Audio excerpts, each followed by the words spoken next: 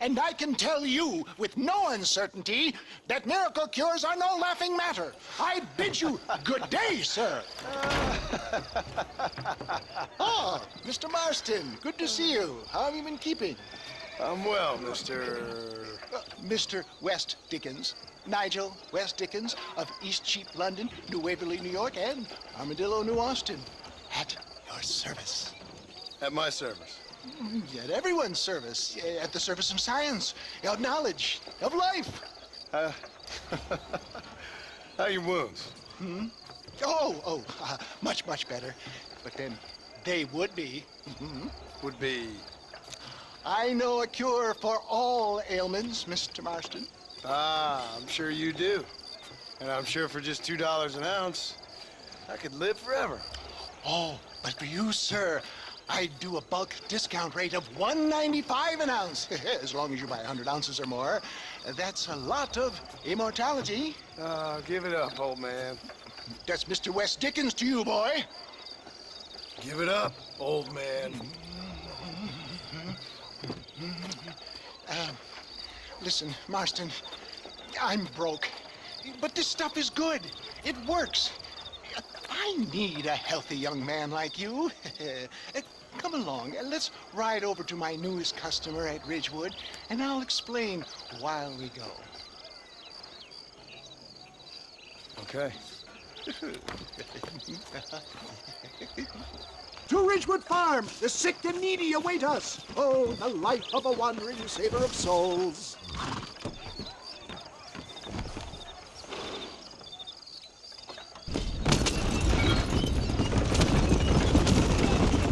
I heard about you, Mr. West Dickens.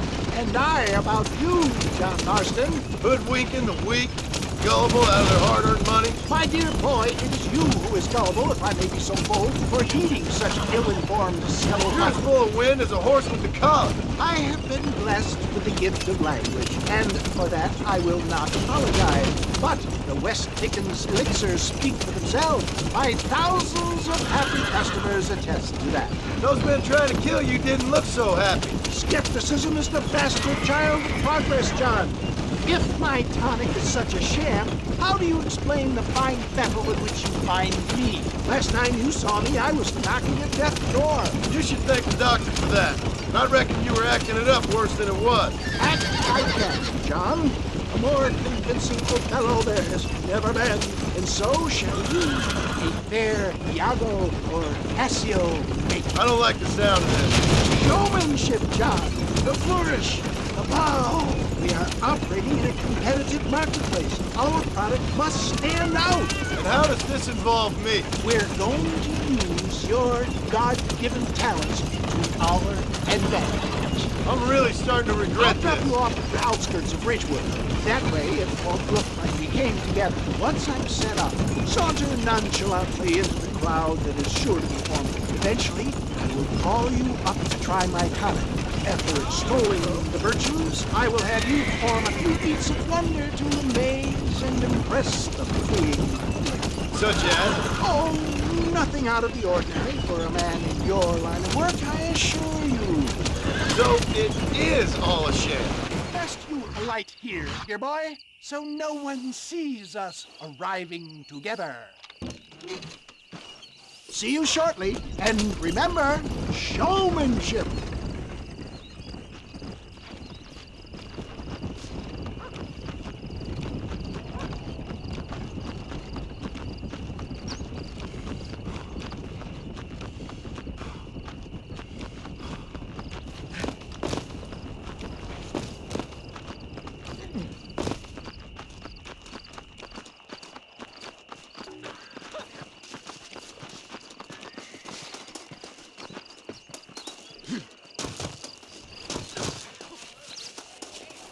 I see. Friends, hard-working souls of Cholla Springs, gather round, gather round. Do you suffer from rheumatism, lumbago, acute chronic sciatic, neurologic, or inflammatory pain? Well, I represent the only company that makes the genuine article that cures headaches, neuralgia, earache, toothaches, backache, swelling, sprains, sore chests, swelling of the throats, contracted cords and muscles, anxieties and ravaged nerves, stiff joints, wrenches, dislocations, cuts and bruises, and it adds vitality and vigor to the healthy man. But can you prove it, old man? Oh, I'm sure there's some customer here who could prove the qualities of it by... Take a drink right now. You, sir, come up here. Step right up.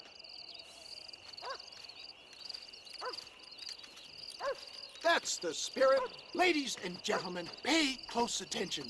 This poor, wretched volunteer, entirely unknown to me, will demonstrate the effects of Dr. West Dickens' own patent tonic. Be you a cowpoke or athlete, this miraculous elixir developed with the wisdom of the East keeps the muscles supple and relaxes the cords. It loosens the joints and gives a feeling of youth and vigor to the whole system. Not possible, I hear you say. Well, doubt no longer. Faith can move mountains, but I ask not for faith. I am a man of science, and today science will be vindicated. Your eyesight is greatly improved. Is that not so, friend? If you say so. That's right, it is. You heard him. What a good sport you are, sir. Now, gaze over yonder at that porch. If you squint, you may just be able to make out the skull that's hanging there. Go ahead, friend. Shoot that skull and demonstrate the miraculous eyesight you now possess.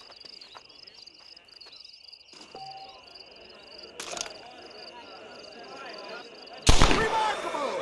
The eyesight of an eagle, granted by imbibing Dr. West Dickens' own patent tonic. Anybody can make that shot. This man is a fraud. If your eye's so damn sharp, why don't you try shooting my hat out of the air?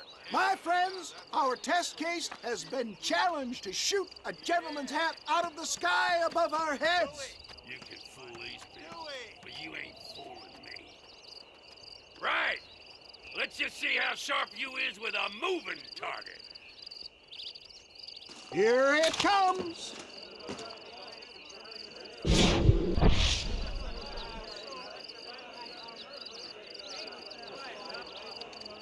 Go home!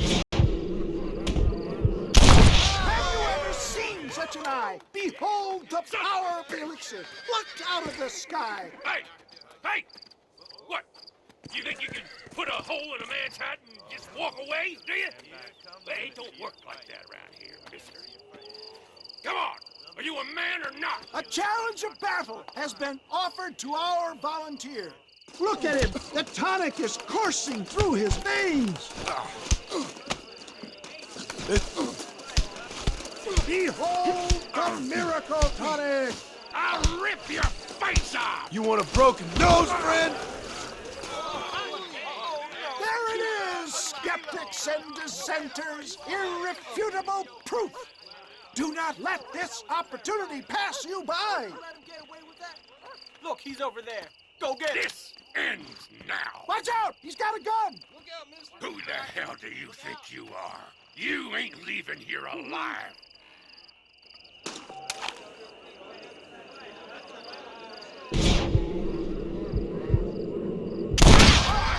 Marvelous shot, dear boy! The kind of deadly accuracy that can only be afforded by the West Dickens elixir. Come, I have plenty for all.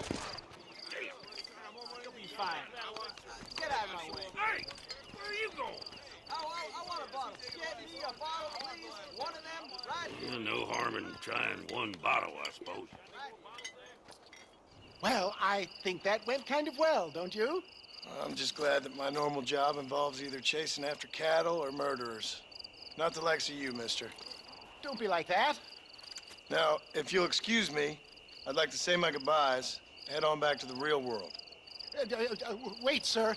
I've been thinking about your predicament, and I think I may have an idea. I've been thinking I could be your cunning Odysseus. Beware of the Greeks bearing gifts, sir. Williamson had better beware. We will make them into Trojans. I don't rightly get you. I want you to go and see my old friend Seth. He can come across as a little curious, but I'm sure you two will get on. He's most often found at Coots Chapel. He's very devout. Why see him?